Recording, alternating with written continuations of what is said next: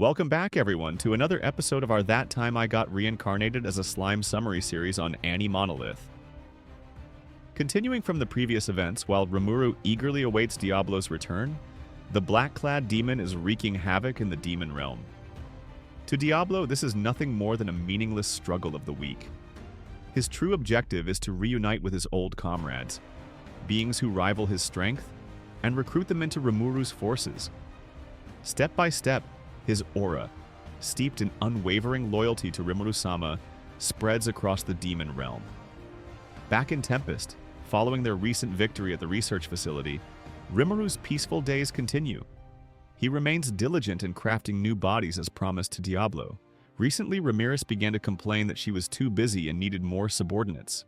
Previously, Veldora was responsible for helping her, but he often ran around the labyrinth to handle other matters. Despite his unique pranks, the otaku youth was also proving to be quite capable. So Rimuru decides to grant Veldora more freedom, while also promising to recruit new personnel for Ramirez. One fateful day, as Rimuru is taking a well-earned break, Shuna arrives with news of a visitor, someone named Dino. Rimuru recalls that Dino had once mentioned dropping by for a visit but had assumed it was just casual talk.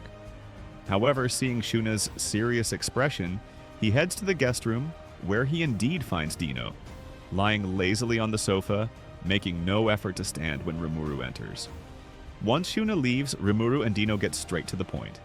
It turns out Doggerel has kicked Dino out, forcing him to seek refuge in Tempest. Despite being a demon lord who has lived for centuries, Dino is the very definition of a freeloader. He has no home, no money, and absolutely no intention of working. Without the slightest shame, he introduces himself as such, leaving Rimuru in stunned disbelief. Impressed by Dino's audacity, but unwilling to support his laziness, Rimuru bluntly tells him to leave after finishing his meal. Dino appears annoyed but grabs a slice of cake. The moment he takes a bite, his demeanor changes entirely. Instantly, he becomes eager to work for Rimuru, much to the latter's suspicion. It turns out that Guy Crimson had advised Dino to stay in Tempest, but had not provided a clear reason why. After analyzing the situation, Raphael deduces that Guy simply wanted to offload the burden of dealing with Dino onto Rimuru. As if to confirm this, Dino pulls out a letter from Guy Crimson. The message is short and messy. "Take care of Dino for me." With that, everything clicks into place. After being kicked out by DeGruel, Dino sought help from Guy, only for Guy to pass him off to Rimuru. As Rimuru processes this realization, his mind feels like it's overheating. He doesn't want to hire Dino, but rejecting Guy's request outright could lead to bigger problems. That's when Rimuru remembers Ramirez's request for more subordinates. This is the perfect opportunity to solve two problems at once. A mischievous smirk spreads across Rimuru's face as he comes up with a brilliant plan. Dino is about to become Ramirez's assistant, and with that, the two head off toward the research facility on the 100th floor of the labyrinth. On the 100th floor of the labyrinth, Ramirez and Veldora were hard at work reconstructing the golem that had been destroyed by Hinata. Vesta was also present, assisting them after tirelessly working for a long time. Rimuru realized that Vesta was taking on too many responsibilities and needed extra help. Meanwhile, Dino was visibly shocked to see Veldora, the feared storm dragon, once a symbol of destruction, working so diligently. To him, this was nothing short of a miracle. Then, Rimuru officially introduced Dino to the team, declaring that from now on, Dino, the Demon Lord, would be assisting with the research and handling all heavy labor tasks. And just like that, Dino, a once lazy Demon Lord accustomed to an easygoing life, officially became a worker in Tempest, starting as Vesta's assistant. A few days had passed since Dino's arrival, and Rimuru suspected that Diablo would return soon. With that in mind, Rimuru accelerated the production of physical bodies for the demons. Surprisingly, Dino had undergone a complete transformation. He was now diligently working with a serious attitude. He was so immersed in his tasks that even taking a break for tea and cake irritated him. Seeing this, Rimuru couldn't help but question if this was truly the same sleeping ruler Dino. During their lunch break, Veldora brought up an idea. He suggested bringing in an assistant, and had already set his sights on Ifrit. The otaku dragon explained that he had been working exceptionally hard, and having a loyal and devoted assistant would provide an immense mental boost. In short, Veldora wanted Rimuru to resurrect Ifrit and grant him a new body. Ramirez enthusiastically agreed, nodding vigorously in support.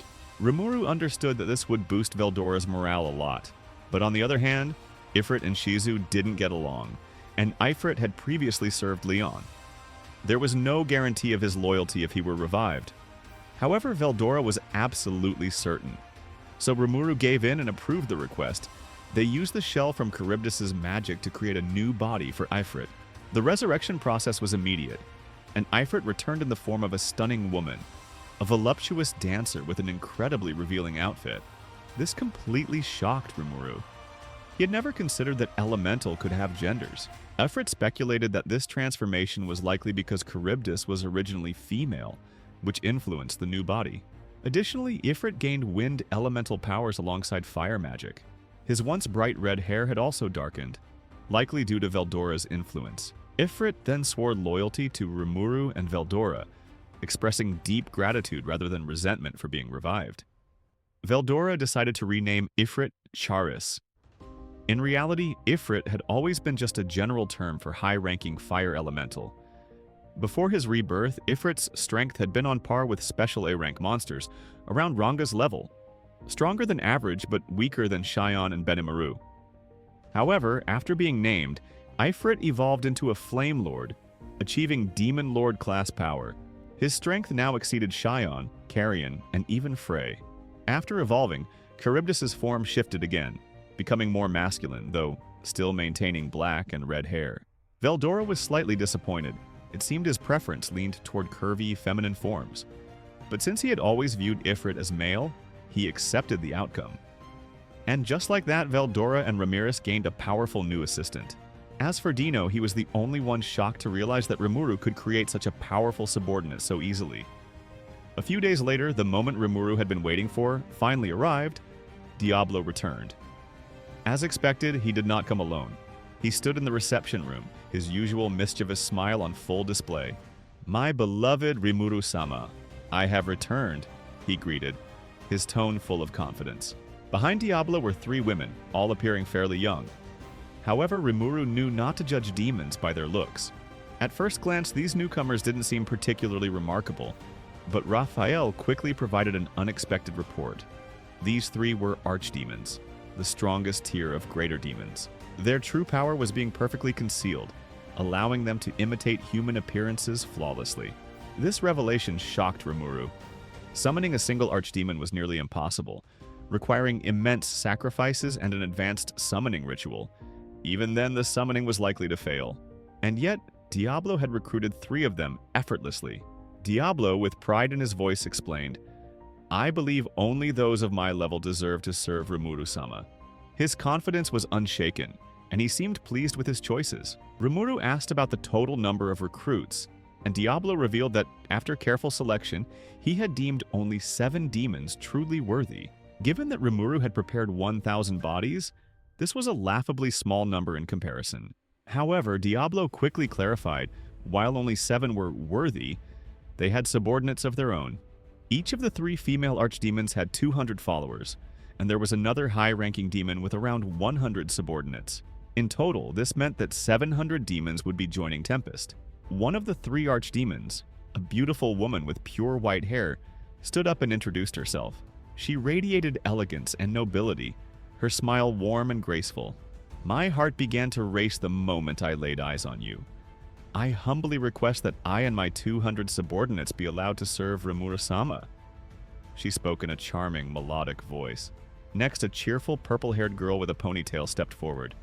She had a cute and innocent demeanor, which made Rimuru wonder if she was truly a demon. "I feel the same, my lord. Along with my 200 subordinates, pledge our loyalty to Rimuru-sama." Lastly, a proud, golden-haired woman declared with confidence, "I do not oppose this either. I and my 200 soldiers will serve Rimuru-sama." Their devotion was clear, but their attitude slightly annoyed Diablo. He almost stood up to reprimand them, but Rimuru gestured for him to stay put. Rimuru understood that the golden-haired demon was trying her best to be polite, and there was no need for harsh discipline. With that, the 3 archdemons and their 600 followers officially joined Tempest, under Diablo's command. Rimuru realized how terrifyingly effective Diablo was. He had recruited a literal demon army. But the surprises weren't over yet. Diablo mentioned that each of the 3 commanders had 2 lieutenants. Additionally, another demon, who had caught Diablo's attention, had brought 100 of his own subordinates. In total, 700 demons were now part of Tempest. Diablo, clearly dissatisfied, sighed and apologized. "I had originally planned to recruit 1,000. However, I must express my deep regret for my incompetence in only bringing back 700. Rimuru couldn't help but laugh. Diablo's standard for success was absurd. Instead of complaining about the missing 300, Rimuru was simply amazed at the sheer number of elite demons now under his command. He also wanted to report in detail how these people were recruited. It must have been a long and meticulously compiled book, and of course Rimuru quickly stopped it because it would take too much time. Even the 3 archdemons accompanying Diablo snickered quietly, seemingly relieved that they wouldn't have to sit through his long-winded storytelling. With that out of the way, Diablo suggested moving to the labyrinth to meet the full force of newly recruited demons. Instead of gathering them in the city, he chose the labyrinth to avoid disrupting Rimuru's carefully crafted barrier. The city's barrier played a crucial role in blocking out magicule emissions from the Jura Forest monsters while safeguarding the residents from attacks. Only a special A-rank creature or higher could even hope to break through this protective field. Diablo's decision made Rimuru realize something. If he was worried about the barrier being destroyed, then the demons he recruited must be extraordinarily powerful. Upon arriving at the designated location, Diablo gave his command and 7 demons emerged, kneeling before Rimuru. Behind them, 700 additional subordinates followed suit. These 7 demons were the commanders, personally recognized by Diablo for their exceptional strength. Among them, one particularly stood out, an odd demon who repeatedly challenged Diablo despite being utterly defeated each time. He was truly an eccentric person. At that moment, Raphael provided Rimuru with a flood of insights about demon hierarchy and combat power. Demons' strength correlated with their age, and they had a class system similar to royalty and nobility, with higher-ranking demons wielding immense authority over others. Using this knowledge, Rimuru carefully examined the demons before him. The 3 archdemons Diablo had introduced earlier belonged to the ruling class, meaning they had lived for over 1,000 years. If even they submitted to Diablo, then just how ancient and powerful was Diablo himself? This realization sent shivers down Rimuru's spine. Thankfully, Diablo was on his side. Diablo smirked confidently and began his dramatic retelling of events.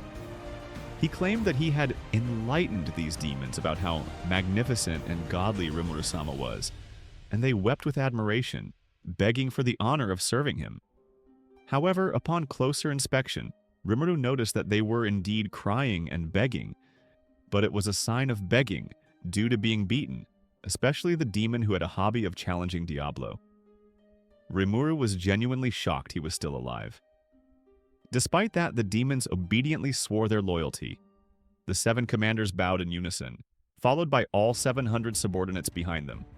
A truly overwhelming sight.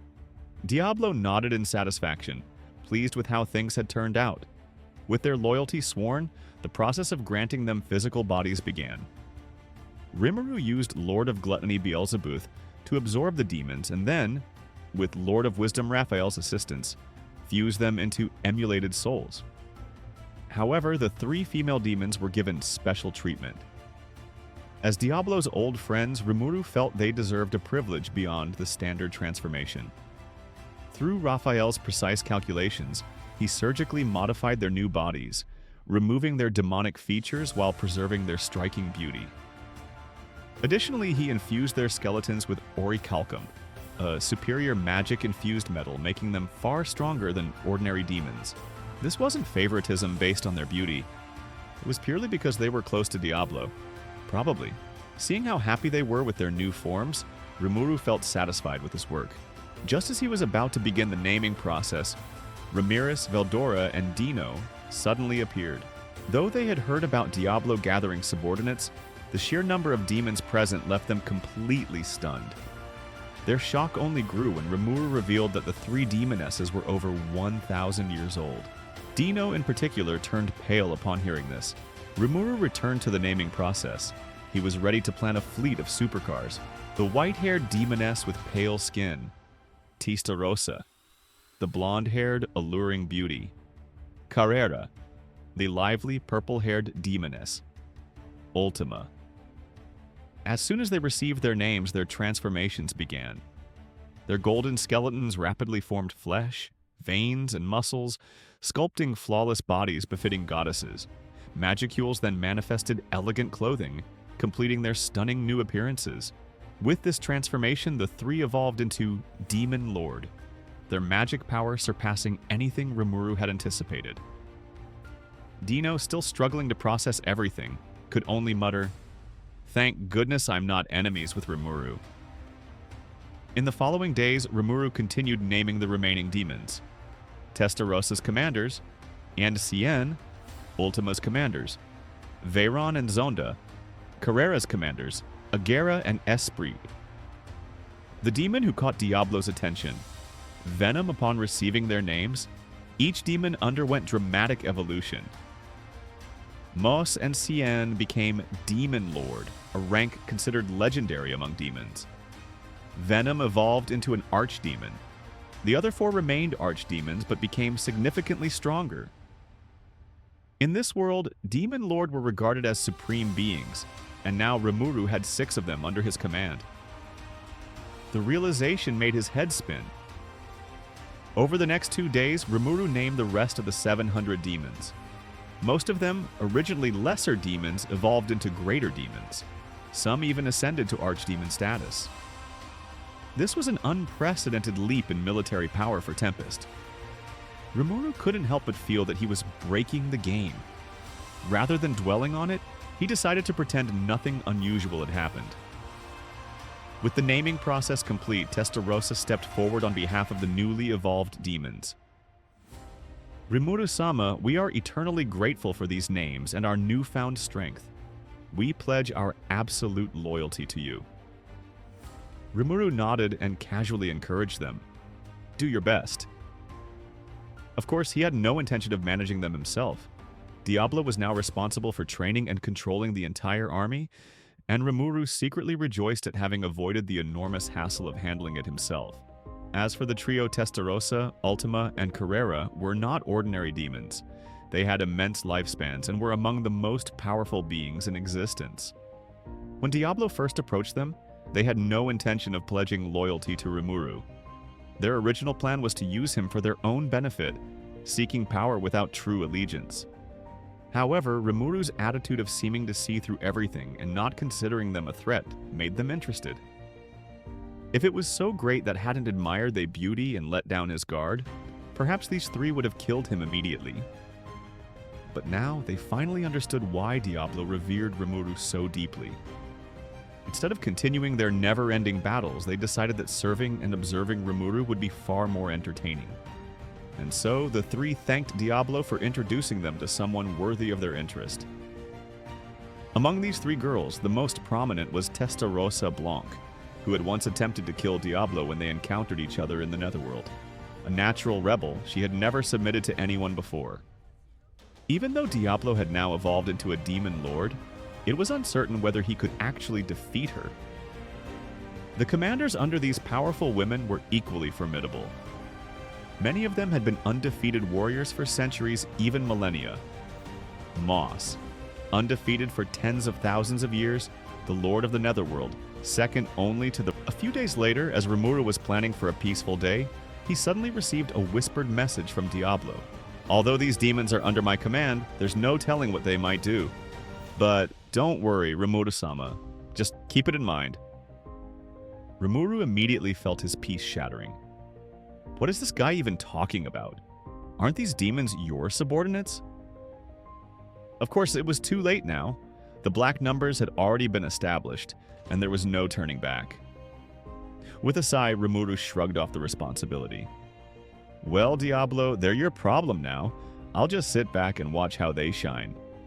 And so, with one final laugh at Rimuru's expense, the video ends here. Thanks for watching, everyone. See you next time on AniMonolith.